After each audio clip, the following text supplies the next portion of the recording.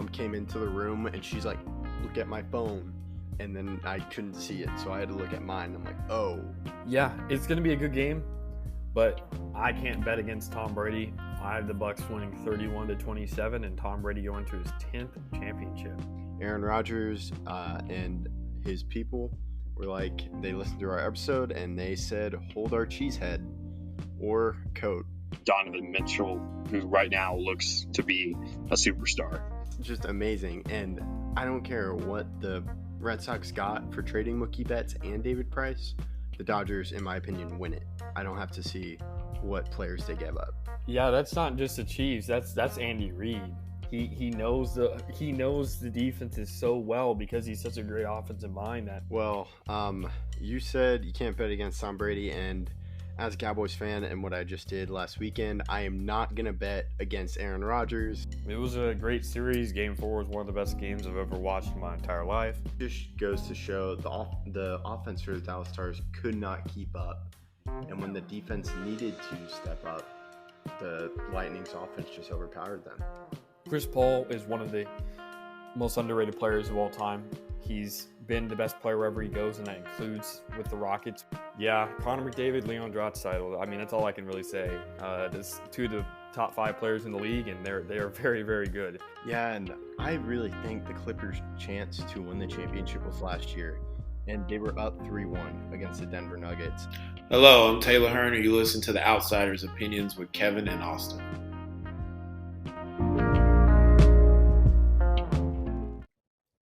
What's up, y'all? Welcome to our MLB Opinions of the Week.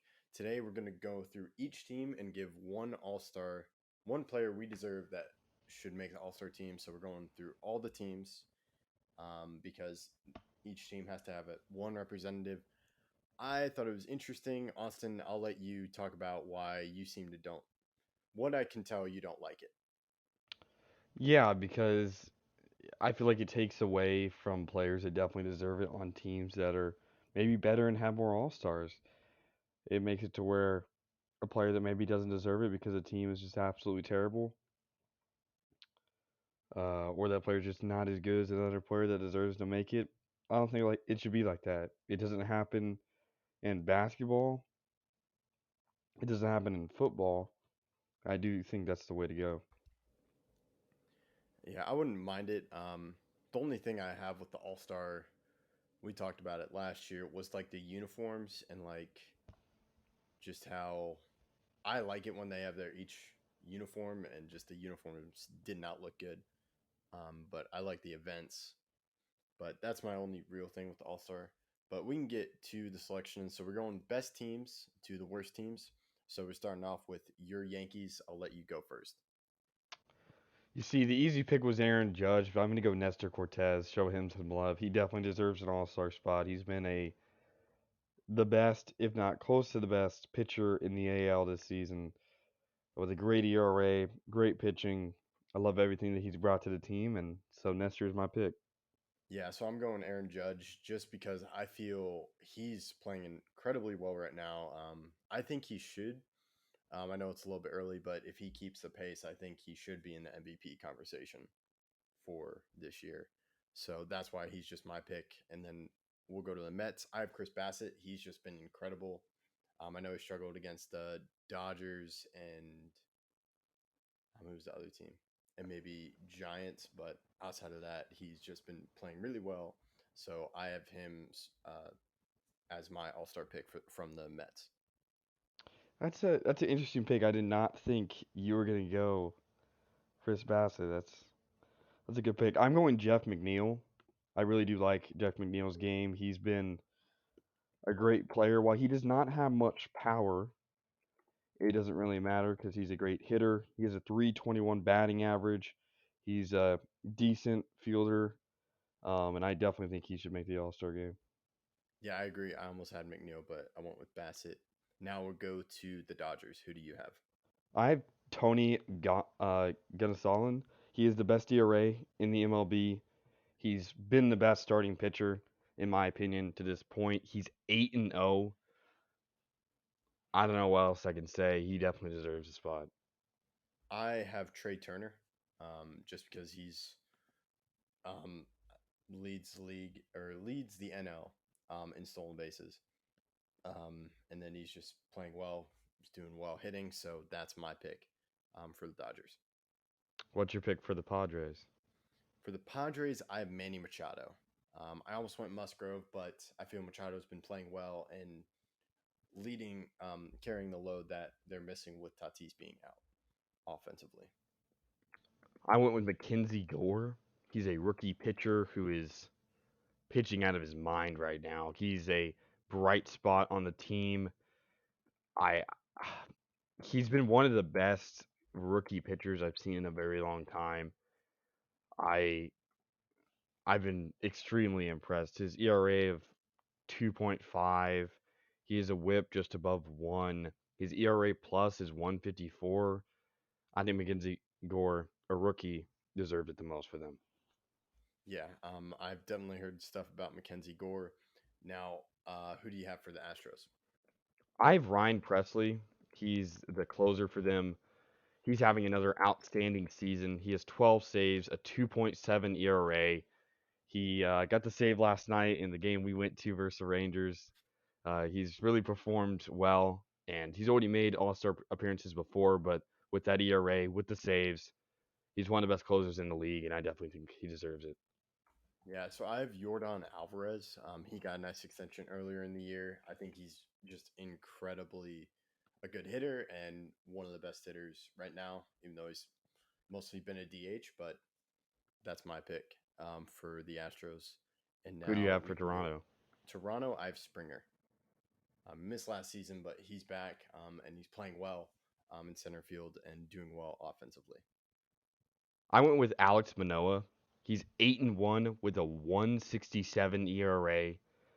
He's been the best starter on the team. Him and Gosman have both been insane, but Manoah's a little bit better. His ERA plus of 236 means he's 136% better than the average pitcher this season by stats. I'm picking a lot of pitchers in this, but he definitely deserves a nod for me. That's good. I didn't do a lot of pitchers, but I totally understand that. So I'm glad you're doing more pitchers. What are you doing for the Cardinals?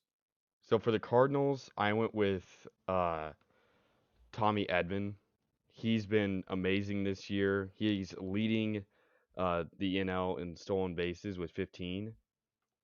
He's been a great player for them with a 285 batting average. He's getting some homers. He's an OPS. He's getting some homers. I mean, he has an OPS plus of 130. He's good on defense with already a 1.4 D/WAR. I've been really impressed. Who do you choose? I selected Paul Goldschmidt. He's hitting well, hitting a lot of homers. Edmund was close, but I just went with Goldschmidt. So now I'll go with the Giants. I have Jock Peterson. Um, I think. How surprised are you with that, or no? I'm not that surprised. He's been good this season. I again went with the pitcher. I went with Logan Webb. He leads the team in WAR this season. I've been impressed. His ERA is not as it's a little over. It's a 3.1 at 3.43 ERA, but his ERA, I mean his FIP, which is his field independent pitching, is much better than that. I was deciding between Logan Webb and Carlos Rodon, and I just decided it purely based on WAR between them. I was really close between both of those guys. They've both been very good. The difference in WAR is only zero point 0.3, so I chose Logan Webb. All right, that's a nice pick. Who do you have for the Rays? Another pitcher, Shane McClanahan. He has been a Cy Young candidate this whole year. He has an ERA lower than Nestor. They both pitch today. I'm gonna love to watch that matchup. But yeah, I went with Shane McClanahan. He's been amazing. You and I agree for the first time in this episode. I'm McClanahan as well for the same reasons that you do. Now I'll go to the Braves. I did Max Fried, another pitcher, two pitchers in a row. He's just been incredible. I know he had a slow start to begin the season, but I almost had Albies, but Albies was injured, so I was like, I'm not sure if I can have him as my selection, so I went a pitcher here. I'm going to Cunha. I really love how he's performed after coming back from injury, and I think he's really shown that he is still a premier outfielder despite his knee injury that he had the season before. He has a 147 OPS plus, 6 homers, 16 RBIs. He already has 11 stolen bases. He really doesn't look like he's been out for a while, and he's already fifth on the team in WAR despite only playing 34 games this season. So I've been impressed, and so I went with Acuna. Yeah, that is impressive. Now I'll go with the Twins. I have Brian Buxton. He was injured last year, but he seems to be doing well. I'm just glad he stayed on the field for a long time. So he's my selection. Yeah, we agree on this one too. I went with Buxton. Buxton is an amazing player. I would say the best defensive center fielder right now. It's really close, but with his speed, uh, paired with his bat, makes him an easy selection for me. But I'll go with next is the Brewers. Brewers for me. I chose Omar Narvaez. He's a catcher. He doesn't have many homers, but he's with an OPS plus of 122. Most catchers can't hit, and he's a catcher who can hit. He has a 284 batting average. I think he's the best hitting catcher right now in the National League. We go over to the American League. I'm going to pick Jose Trevino. He's hitting above 300 ever since he left Texas and headed to New York. But I go with Omar Narvaez. So with the Brewers, I went with Corbin Burns, a pitcher, just continuing to pitch well this year. So I have him going. Now we'll go to Boston. I have Alexander Bogarts, who's just hitting well. He made a nice defensive play. I saw the highlight of that. But hitting, he's just hitting it out of the park. So that's my selection for Boston. Mine's Devers. Rafael Devers is not the best fielding third baseman in the world, but he's so good at hitting the ball, and he's really helped them turn around this season. Yeah, that's a nice pick. Now we'll go with Cleveland. I have Jose Ramirez. He's just There doesn't even need to incredible. be a conversation Yeah, about this. It's Jose. It's not really even all that close. Jose is by far their best player. He's the only reason why they're above 500. Obviously, there's been some good seasons from guys like Miles Straw and some of their pitching, but he's the main reason why they are still alive in the playoff hunt. yeah, I would totally agree with you on that. Now, Philadelphia, I went with Bryce Harper. I don't think I need much explanation for there as well. Yeah, I went with Harper as well. They've had a rough start to the year, but Harper's been a bright spot. Yeah, and now, who do you have for the White Sox? For the White Sox, I have Tim Anderson. He's been a great shortstop for them this season. Really been a bright spot again on a bad team. And this is going to be uh, a common concept from this point on with all these teams that are below 500. We're just looking for bright spots on the team, and I think Tim Anderson is that. Yeah, I agree. I have Anderson as well. So I'll move on to the Rangers. I have Adolis Garcia. I think he's continuing to play well, especially after last season when he just came out of nowhere. I think he's a great fielder and right fielder, a great fielder in right field. He has a rocket, and then hitting, he's still hitting well. He's been able to adjust to the adjustments that people have thrown at him. Who do you have? I'm Martin Perez. Perez has been amazing ever since he's returned to Texas, and his .2 home runs per nine, that is absolutely crazy. I don't even that number is so low, and he has a 2.18 ERA this year. He's really impressed me, and so I went with Martin Perez. Yeah, that is tough decision. Now we'll go to the Marlins. I select Jazz Chisholm. He's just been on fire, and so I think he should be representing the Marlins. I agree. His 138 OPS plus, he leads the league in triples with 4. Jazz is the best choice. I agree. Now, who do you have for the Angels? This one was tough because the Angels started off so good. So did Trout. Otani was pitching out of his mind, despite the fact that he was having uh, a worser off season than he has hitting wise. But I went with Taylor Ward. Taylor Ward has an OPS plus of 201. He's hitting 324. He has 10 homers. And while Trout's having a great year, I just did it based on OPS plus. Trout has a 189 OPS plus. Taylor Ward has a 201. Trout would get a lot of selection here, but I'm going to go Taylor Ward because I feel like he's an unsung hero of the team. Well, I didn't choose Trout, but I chose Otani just because he's still doing the two-way player well, even though he is, as you said, not doing as well as he did last year, but he's just my selection for the Angels. Now I'll go to the D-backs. I have Ketel Marte. Yeah, I agree. Ketel Marte is having a great season. He has a OPS plus of 121.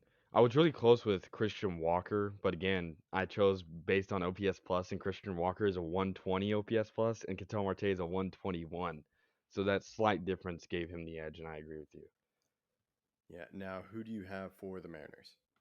So the Mariners was another tough team because when you get down to these teams that are struggling, and the Mariners we expected to be really good. Both of us thought they're going to be a very good team because obviously they were very close to making the playoffs last year, and this year they're supposed to make a rebound. They signed the Cy Young winner, all this other stuff, but they've really not played as well as I anticipated. But Ty France hitting 322, 162 OPS plus. He's been a great first baseman for them. I've been really impressed by the way he's performed this season. I yeah, he's a huge bright spot for them, and I definitely think that he deserves it. Yeah, I almost did pick Ty France, but I went with Logan Gilbert. He has 7 wins, 2 losses, and an ERA of 2.22. So his WHIP is 1.086 and 76 strikeouts and 77 innings pitched. So I think he's just been a really good pitcher for the Mariners, and I have him representing the Mariners. So now I'll go to after the Mariners is the Rockies. I have CJ Crone. Just, we thought he might be traded last year, but he stayed, and I think he'll probably be traded this year. What do you think? Yeah, man, he's been so good. I would be absolutely shocked if he did not get traded. I don't really know what they can really hope to get out of him. They don't look like they're in a spot to make the playoffs, especially with how hard their division is. They're last in the division with not a terrible record, despite the fact that they are towards the bottom. But yeah, CJ Chrome, easy choice, one of the best hitters in the league, and I definitely think he deserves it. Now on to the Orioles. I went with closer Jorge Lopez. In 26 appearances, he is a .88 ERA. His ERA plus, Kevin, is 4.54, which means that he's 354% better than the average pitcher this season. That's all I have to say. All right, then I will go. Talking about the Orioles, I have Cedric Mullins, still hitting well, great center fielder, and I think one of the bright spots on the Orioles.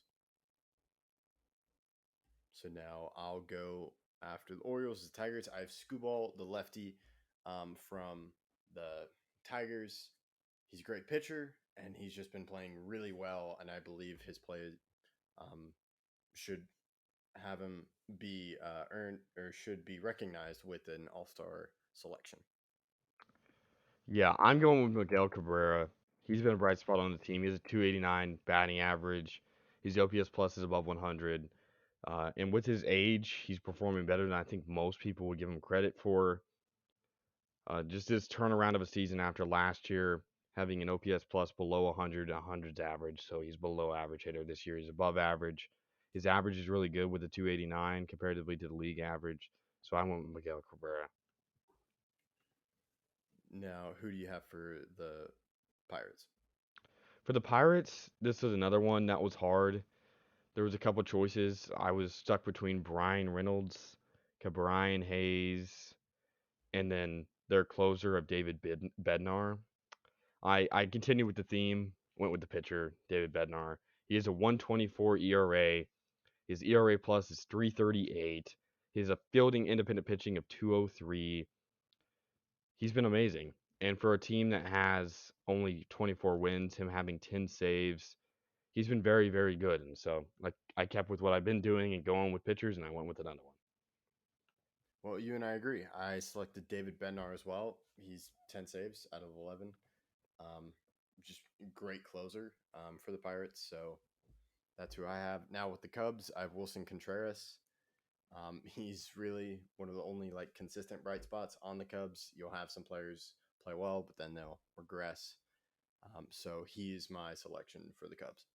It isn't close. He's the best player on the team by far, not close.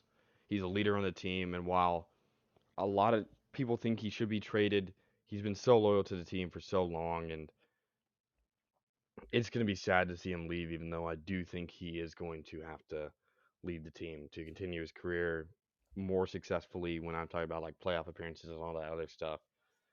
But yeah, he's been amazing, and it's tough to see him go. I know some Cubs fans. It's sad to see how they know it's going down this way. They're going to have to get rid of him, but he's been such a bright spot for the team this season. It's great to see. Yeah. Now, who do you have for the Reds? For the Reds, I have another pitcher, Graham Ashcraft.